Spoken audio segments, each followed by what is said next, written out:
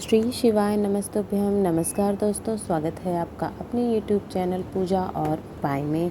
दोस्तों, नवरात्रि के त्यौहार चल रहे हैं और शनिवार के दिन है नवरात्रि की पंचमी तिथि। बहुत ही महत्वपूर्ण दिन होता है। किसी भी महीने की पंचमी तिथि बहुत महत्वपूर्ण होती है और ये तो फिर साक्षात नवरात्र की पंचमी तिथि है। पंचमी तिथि के जो भी उपाय होते हैं मुख्य तौर पर तो वो धन संपदा के लिए होते हैं, मनोकामना पूर्ति के लिए होते हैं। इस वीडियो में आपको पंचमी तिथि के दिन करने वाले उपाय बताने वाले हैं, जो कि आप शनिवार नवरात्र पंचमी के दिन कर लेंगे तो इसके लाभ बहुत ज़्यादा हो जाते हैं। बात कर लेते हैं अपने सबसे पहले उपाय की। आपको करना क्या है ये पहले जान लेते हैं, इसके लाभ क्या हैं। ये उपाय आपको धन संपदा के लिए करना है।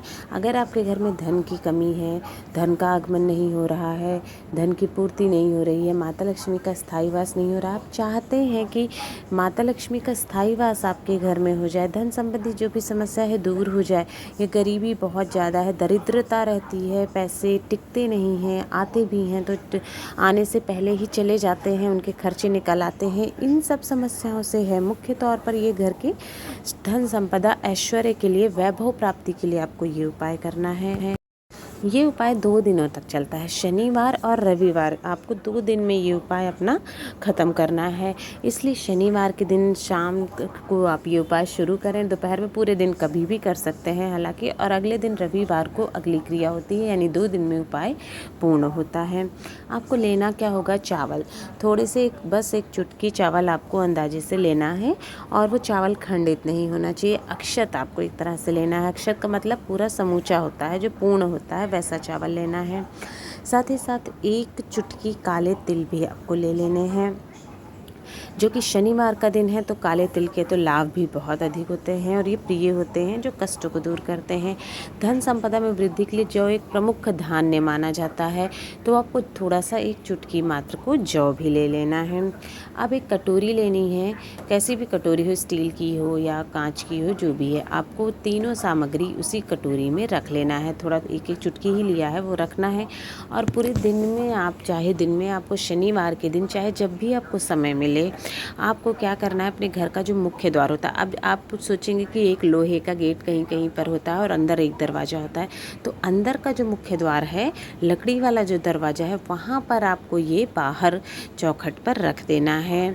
तो लोहे के गेट के बाहर नहीं, जो अंदर मुख्य द्वार होगा आपका दरवाजे का, वहाँ पर आपको लोहे के गेट के पास नहीं रखना है, रख देना है। पूरे दिन में आप ये जब चाहे समय मिलता है दिन में रखें, शाम को रख दें या फिर रात्रि में रख दें, 12 बजे से पहले आपको रात्र के रख देना है। ये 1 कटोरी रख दिया है ये आपने। अब उसको पूरी रात आपको शनिवार की रात पड़ा रहने देना है, वहीं अपनी चौखट पर रखे रहने देना है ऐसे ही।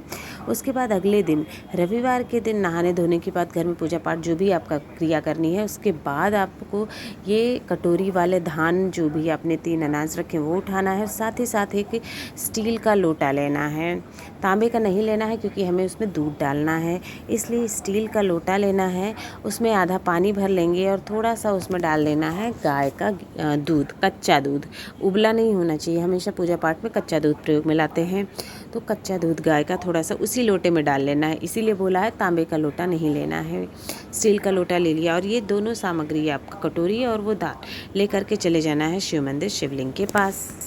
और हाँ, जो आपने धान की कटोरी ली हुई है जिसमें अनाज रखे हैं, उसे लेकर के आपको अपने पूरे घर में घूम जाना है एक बार श्री शिवाय नमस्तुभ्यम का जप करते हुए। उसके बाद आप मंदिर आ गए सारा सामान लेकर के। वहाँ पर पहुँचकर आपको सबसे पहले जो अनाज ले रखे हैं उसमें से 1 चुटकी अनाज आपको निकालना है और गणेश भगवान के स्थान पर चढ़ा देना है सबसे पहले। फिर थोड़ा सा 1 चुटकी अनाज निकालना है और वो कार्तिकेय भगवान के अनाज जगह पर आपको चढ़ा देना है, श्री शिवलिंग के दोनों तरफ पे 2 जगह आपने चढ़ा दिया। अब बाकी का बचा हुआ जो भी अनाज है, वो पूरी कटोरी का अनाज आपको शिवलिंग के ऊपर चढ़ा देना है, श्री शिवाय नमस्तुभ्यम कहते हुए।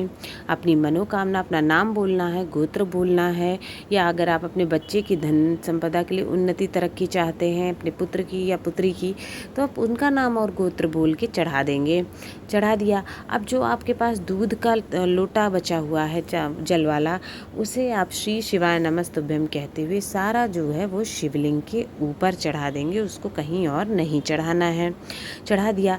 थोड़ी देर आपको बैठना है शिवलिंग के पास सामने, अपनी मनोकामना कहनी है, जो भी इच्छा है कि धन संपदा उसकी ही मनोकामना आपको मुख्य रूप से कहनी है, जो भी है कमी वो कहना है। और उसके बाद जो आपने गणेश भगवान और कार्तिकेय भगवान के स्थान पर अनाज चढ़ाया था, वो अनाज चुटकी चुटकी से थोड़ा थोड़ा सा अनाज आपको वहाँ से उठा लेना है, दोनों स्थान से उठाना है, ले करके आना है अनाज। और आप अपने घर में जहाँ पर भी धन रुपया पैसा सोना चांदी जीवर ये सब चीज़ें रखते हैं, उस जगह पर आके वो किसी कपड़े में लपेट करके या कागज़ में लपेट करके आपको वो धन वहाँ पर रख देना है। इससे क्या होगा, आपके घर में कभी भी धन संपदा की कमी नहीं होती है। आपके घर में माता लक्ष्मी स्थायी रूप से वास करने लगती हैं, उनका आगमन शुरू हो जाता है। इसका लाभ आपको 2-4 दिन में ही दिखाई देना शुरू हो जाएगा।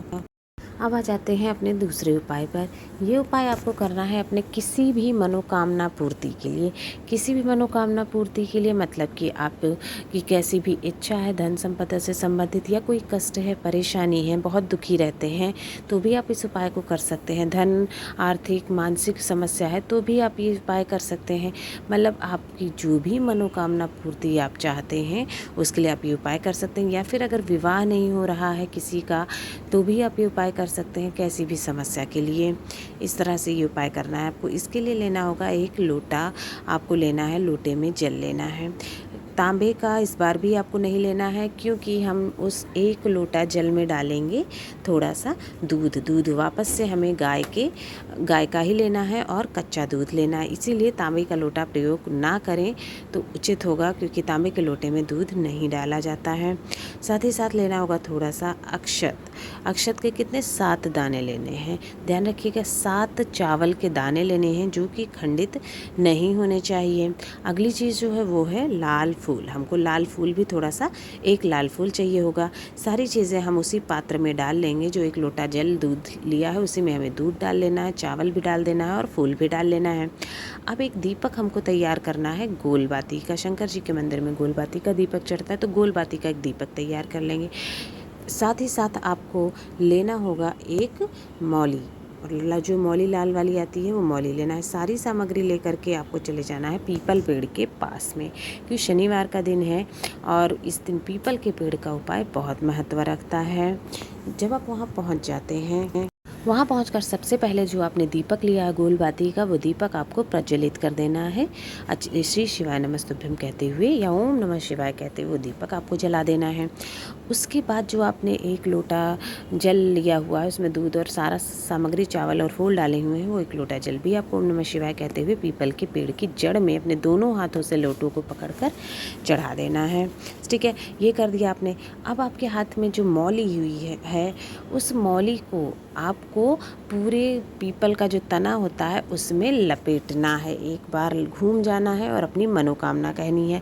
अब अगर धागा कम पड़ जाता है, मौली कम पड़ जाती है, तो आप क्या करें, पूरा तना नहीं लपेट सकते हैं, तो कोई भी टहनी, एक डाल जो होती है पीपल की, उसमें आप लपेट दें और 7 गांठें आपको देनी है। ध्यान रखना है, जब आप लपेट रहे हैं तो लपेटने के बाद आपको उसमें 7 गांठें देनी है और अपनी मनोकामना, जो भी किसी भी प्रकार की मनोकामना है, वो मनोकामना कह देनी है। तने में लपेटे, तने में नहीं आता है तो फिर आप उसको लपेट सकते हैं किसी भी टहनी में।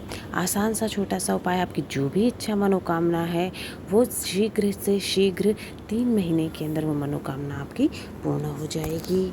दोस्तों, इस वीडियो में आपको 2 उपाय बताए हैं। दोनों ही उपाय धन संपदा जीवन की परेशानियों से संबंधित उपाय है। आप ये नवरात्रि में चाहें तो कर सकते हैं, नहीं तो शनिवार रविवार किसी भी उसमें आप ये उपाय कर सकते हैं। अगर वीडियो पसंद आए तो वीडियो को लाइक करें, शेयर करें, चैनल सब्सक्राइब करें, कमेंट बॉक्स में जय माता दी या श्री शिवाय नमस्तुभ्यम ज़रूर लिखें। आप सभी को माता रानी की बहुत बहुत कृपा बनी रहे।